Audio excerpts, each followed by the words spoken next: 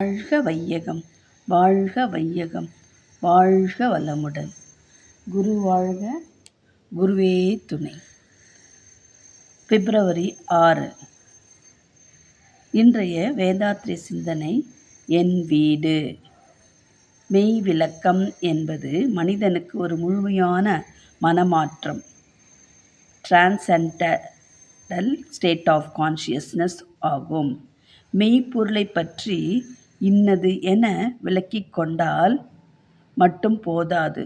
நான் பிரம்மம், நானே பிரம்மம் என்று பிறர் காது கெட்டுமாறு கூறிக்கொண்டே இருப்பதும், இவ்வாக்கியங்களையே மந்திரமாக செபித்து கொண்டிருப்பதே மட்டும் போதாது. அந்த விளக்கத்தில் தோய்வு பெற்று வாழ்வில் அறநெறியில் ஒழுங்கி மெய்ப்பொருளே தானாக இருக்கும் பேரறிவில் நிலைத்து மனமாற்றம் பெற்று நிற்க வேண்டும்.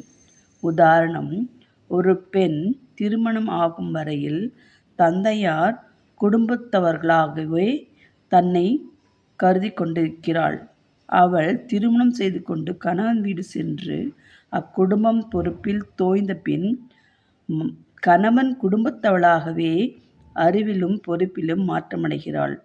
மாமியார் வீடு என முன்னர் அவள் கருதியது என் வீடு என்றாகிறது. என் வீடு என முன்னர் இருந்தது தாயார் வீடு என்றாகிவிட்டது.